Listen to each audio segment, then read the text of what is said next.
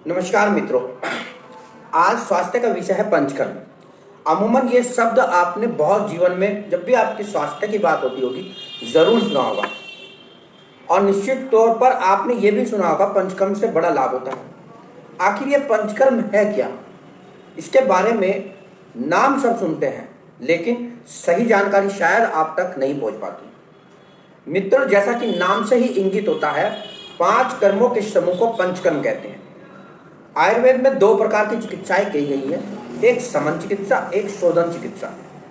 समन चिकित्सा अमूमन हर चिकित्सक आयुर्वेदाचार्य हर वैद्य करता है। समन चिकित्सा में रोगी के लक्षणों को देखकर रोग को दबाया जाता है या दोषों को दबाया जाता है, और या ये कहिए जो लक्षण आपके अंदर शरीर में पैदा हो रहे हैं उन लक्षणों को रोग के साथ साथ दबाकर आपको रिलीफ दिया जाता है।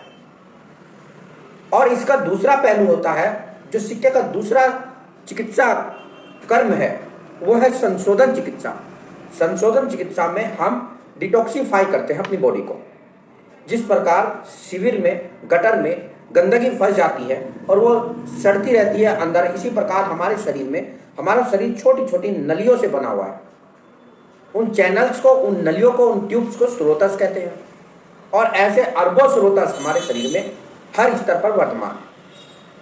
इन्हीं स्रोतस में जब गंदगी फंस जाती है तो हमारे वात, पित्त और कफ 3 प्रकार के जो प्रमुख शारीरिक दोष है वो प्रकोपित हो जाते हैं, बढ़ जाते हैं, और उस बढ़ी हुई गंदगी के कारण रोग दोष बढ़ने के फलस्वरूप हमारे शरीर में अनेक प्रकार के रोगों का जन्म होता है। ऐसी अवस्था में समन चिकित्सा द्वारा उन लक्षणों को या उन रोगों को जो उत्पन्न हो चुके हैं दबाया नहीं जा सकता, और वो समय के साथ साथ और ज्यादा प्रकोपित होते रहते हैं और रोग ज्यादा क्रोनिक सिटी की तरफ जाता रहता है, सीवियरिटी की तरफ जाता रहता है। ऐसी अवस्था में जरूरी हो सकता है कि हम अपने शरीर को डिटॉक्सिफाई करें, हम अपने शरीर को साफ करें। समय समय पर पंचकर्म संशोधन चिकित्सा का एक उपकर्म है। पंचकर्म चिकित्सा के माध्यम से, 5 कर्मों के माध्यम से जो हमारे स्रोतस में गंदगी जम गई है, जो दोषों को प्रकोपित कर रही है, हमारे दोषों को बढ़ा रही है, उस गंदगी को शरीर से बाहर निकाला जाता है और हमारे शरीर को, हमारे स्रोतसों को निर्मल कर कर दोषों को, उसके जो प्रकोपित दोष हुए हैं, वात, पित्त और कफ, जो दोष बढ़ गए हैं, उन दोषों को भी शरीर से बाहर निकाल दिया जाता है। इस संशोधन चिकित्सा को पंचकर्म चिकित्सा कहते हैं। अमूमन आपने आयुर्वेदाचार्य या वैद्य के जो चिकित्सा बोर्ड होता है उस पर जरूर ये देखा होगा कि पंचकर्म रोग विशेषज्ञ। मित्रों, एक प्लेन बीएमएस, प्लेन आयुर्वेदाचार्य या प्लेन वैद्य पंचकर्म चिकित्सा कर सकता है। इसके लिए किसी भी प्रकार की स्पेशलाइजेशन की जरूरत नहीं है, लेकिन और बेहतर चिकित्सा करने के लिए Banaras Hindu university, national institute of Ayurveda जैसे बहुत ऐसे संस्थान हैं जहां से पंचकर्म पर पोस्ट ग्रेजुएट डिप्लोमा निकलते हैं। और इसी पंचकर्म पर आज की डेट में पंचकर्म के चिकित्सा करने के बाद आपको शासकीय सेवा में भी नौकरी मिल सकती है। खैर, ये चर्चा का विषय नहीं है। चर्चा का विषय यह है पंचकर्म क्या होता है। तो मैंने आपको बताया, it is the simplest thing to detoxify the body and those materials who are toxic for our body are removed with the help of 5 steps या 5 process. This 5 process included called as panchakarma. अब ये process क्या होते हैं? पंचकर्म में 5 process होते हैं: वमन, विरेचन, अनुवासन बस्ती, निरुबस्ती और शिरोविरेचन। मैं एक एक करके बताऊंगा। वमन वो होता है जिसमें हम दवाइयों का काढ़ा रोगी को पिलाते हैं, और उसके बाद जब दोष, उसके अंदर कफ बढ़ा हुआ हो, उसके अंदर कफ दोष की प्रधानता हो, तब वमन चिकित्सा द्वारा उस कफ दोष को एकत्रित कर कर पूरे शरीर से अमाशय में लाया जाता है, और अमाशय में लाने के बाद औषधि का काढ़ा पिलाकर उस प्रकोपित दोष को, उस गंदगी को जो कफ के रूप में आपके स्रोतस के अंदर जम चुकी थी, उसको ऊर्ध्व मार्ग से यानी मुख मार्ग से उल्टी के द्वारा निकाल दिया जाता है। तो हमारे शरीर में कहीं भी किसी भी स्रोतस में अगर कफ बढ़ा हुआ है और वो वहां अवरोध पैदा कर रहा है, स्रोतस को ब्लॉकेज कर रहा है, दोषों को और ज्यादा उभार रहा है, रोग उत्पन्न कर रहा है, तो ऐसे कफज रोग में या कफ दोष के बढ़ने पर कफ दोष की चिकित्सा में पहला पंचकर्म स्टेप जो किया जाता है वो वमन होता है। वमन द्वारा अमाशय में सारे कफ को, बढ़े हुए कफ को लाया जाता है और उस कफ को मुख मार्ग से उल्टी के माध्यम से निकाला जाता है, यानी कि मेडिकेटेड वोमिटिंग वमन को कहा जा सकता है। यानी कि दवाइयों के माध्यम से आपको उल्टी कराना वमन कहलाता है। नंबर 2, दूसरा प्रोसेस होता है विरेचन।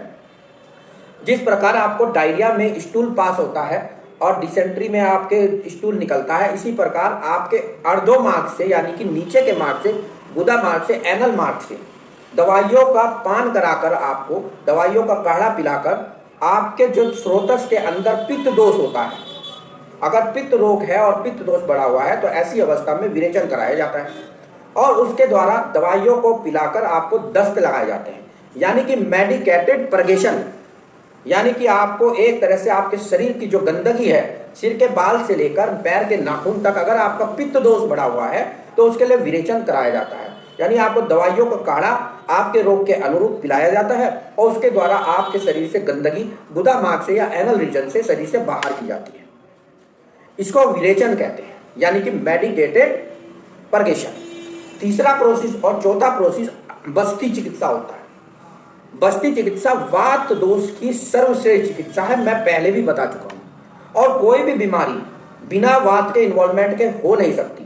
मैं इसके बारे में कह भी चुका हूं कि पिता पंगु कफ पंगु पंगो मल धातुआ, तो सभी धातुएं, सभी प्रकार के मल और सभी प्रकार के दोष जिसमें पित्त और कफ, ये पंगु हैं, लंगड़े हैं, ये बिना वात के उभर ही नहीं सकते। तो ऐसी अवस्था में बस्ती चिकित्सा की जाती है, यानी हमारे शरीर में कहीं भी वात कलक्त हो रहा हो, जोड़ों में दर्द हो रहा हो, माइग्रेन हो, पेट में गैस बनती हो, ये सब वात के प्रारूप है, वात के रोग हैं।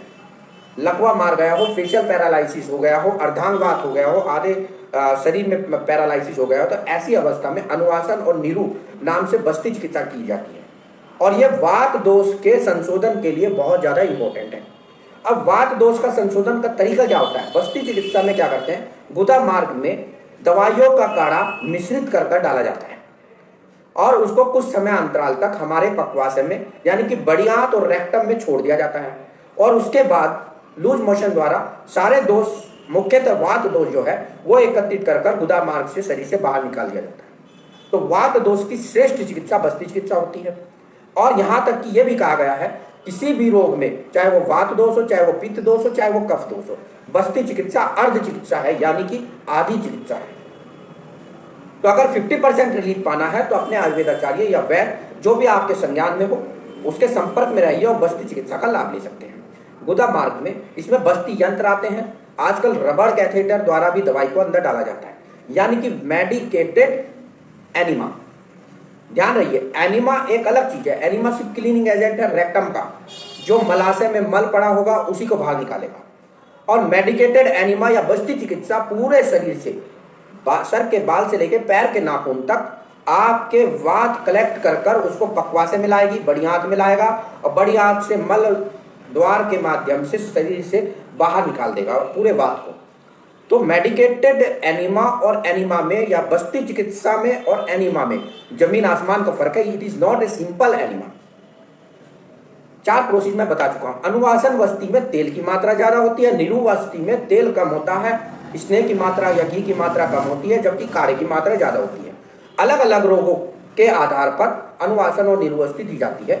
इनकी संख्या भी होती है, 7 से लेकर 9, 12, 15 तक इनकी अमूमन संख्या दी जाती है।